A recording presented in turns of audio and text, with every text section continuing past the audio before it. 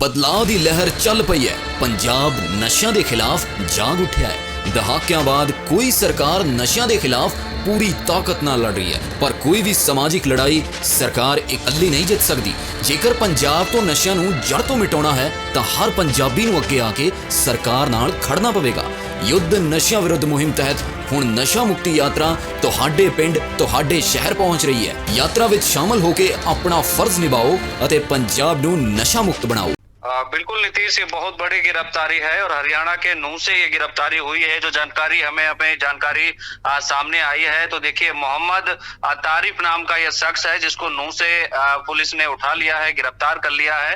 इस पर आरोप है कि इसने पाकिस्तान के लिए जासूस कर रहा था। तो देखिए, लोकल ये शख्स बताया जा रहा है मोहम्मद तारिफ, जिसको अभी थोड़ी देर पहले ही हरियाणा पुलिस ने गिरफ्तार किया है। और उसके पिता जो है मोहम्मद हनीफ, हमने उनको भी सुना, वो कह रहे हैं कि गलत गिरफ्तारी है, कोई जासूस नहीं है हमारा बेटा। तो देखिए किस तरीके से अब इसको गिरफ्तार कर लिया गया है। मोहम्मद तारिफ नाम का यह शख्स बताया जा रहा है जिसकी नूह से गिरफ्तारी हुई है, और खुलासा ये हो रहा है इस पर किसने पाकिस्तान को कुछ जानकारियां लीक की हिंदुस्तान से। तो देखिए, 2 दिन के अंदर ये दूसरी नूह से गिरफ्तारी है। अब तक कुल 9 गिरफ्तारियां हो चुकी हैं जासूस के आरोप में। 6 एक दिन हुई थी। और मोहम्मद शाहिद नाम का भी एक शख्स अभी गिरफ्तार हुआ है, यूपी के मुरादाबाद से, जो रामपुर का रहने वाला है।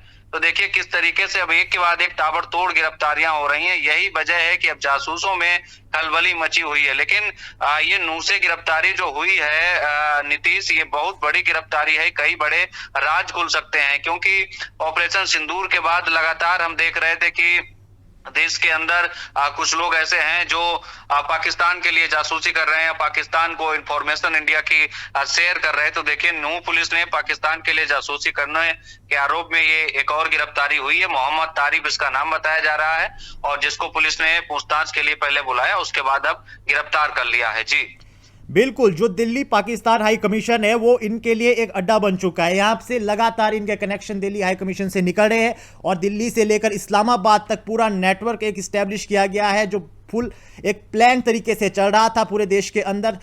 और अगर पहलगाम नहीं होता तो शायद आज भी ये जासूस के तौर पर देश की सुरक्षा को नुकसान पहुंचा रहे होते। बिल्कुल, इसमें कोई दो राय नहीं है। और तो बड़ी बात है कि आप देखिए, ऑपरेशन सिंदूर चलाया और इनके काले चेहरे सामने आए। तो आप देखिए, देश से गद्दारी है लेकिन पाकिस्तान से यारी है। तो आप देखिए किस तरीके से देश का खाते हैं, देश में रहते हैं, लेकिन काम करते हैं पाकिस्तान के लिए, वो भी जासूसी का। तो आप देखिए, इंडिया में जो एम्बेसी पाकिस्तान का है वो इनके लिए एक अड्डा बन गया था। ज्योति मल्होत्रा, जो एक कह सकते हैं पूरी इस सरगना है इस गिरोह की, जिसको लेकर लगातार पूछताछ एजेंसियां कर रही हैं। उधर इंटेलिजेंट जो ब्यूरो की टीम है, आईबी की टीम है, वो भी लगातार इससे पूछताछ कर रही है ज्योति मल्होत्रा से। तो ज्योति मल्होत्रा से भी पूछताछ में कई बड़े खुलासे हुए। लेकिन एक जानकारी और नीतीश हमें मिल रही है सूत्रों के हवाले से, वो ये कि जिस ज्योति मल्होत्रा को पुलिस ने गिरफ्तार किया है, उस ज्योति मल्होत्रा की ट्रैकिंग पिछले 1 साल से जो है इंटेलिजेंट एजेंसियां कर रही थी। तो कहीं ना कहीं एक चीज तो साफ है कि ज्योति मल्होत्रा पर पुलिस को पहले से ही शक था, पहले से ही कई बड़े उस पर शक जो नजरें जा रही थी। यही वजह रही कि उसकी गिरफ्तारी हुई। अब देखिए, एक एक करके कई सारी गिरफ्तारियां जो हैं वो होती जा रही हैं। अब न्यूज से ये दूसरी गिरफ्तारी हुई है। तो देखिए किस तरीके से इसकी जो गिरफ्तारी हुई है। और सबसे बड़ी चीज ये है कि इसके जो मोहम्मद तारिफ के जो ताऊ हैं, उनकी भी गिरफ्तारी हो चुकी है पहले। वायु स्टेशन की जानकारी पाकिस्तानी नागरिकों के साथ साझा करने के आरोप में जो है स्थानीय डॉक्टर मोहम्मद तारिफ को ताउरू से गिरफ्तार किया गया, ये जानकारी मिल रही है। माफ करिएगा, ताउरू एक जगह है नूह में, वहां से इनकी गिरफ्तारी हुई है।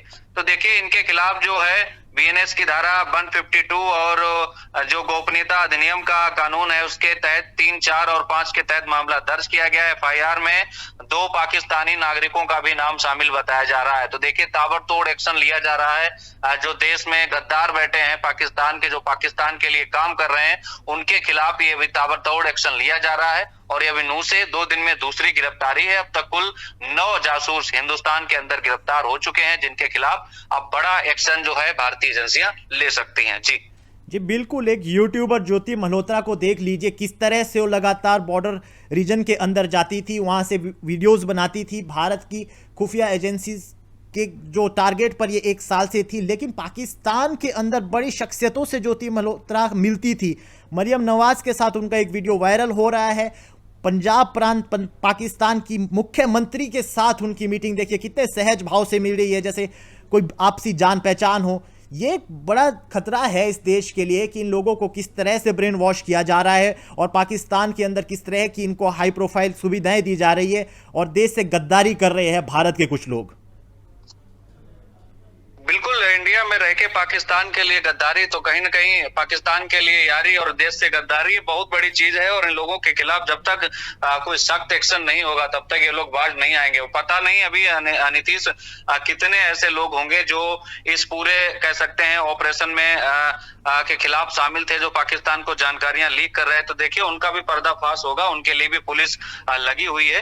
तो सबसे बड़ी चीज है, देखते हैं कि क्या कुछ जानकारी सामने आती है, क्योंकि उड़ीसा से भी एक गिरफ्तारी हो गई है, यूपी से भी एक गिरफ्तारी हो गई, 6-7 गिरफ्तारियां पंजाब और हरियाणा से हो चुकी हैं। तो अब धीरे धीरे इनके कनेक्शन जो है वो निकल कर सामने आ रहे हैं। उसके बाद पता चलेगा कि इस मामले में और कौन कौन शामिल है, आखिर इनको जानकारियां कैसे देश की गोपनीय जानकारियां मिल गई, उन्होंने कौन सी गोपनीय जानकारी जो है वो पाकिस्तान के एमएनसी, पाकिस्तान के आईएसआई खुफिया एजेंसी या फिर उनके अधिकारियों के साथ साझा की।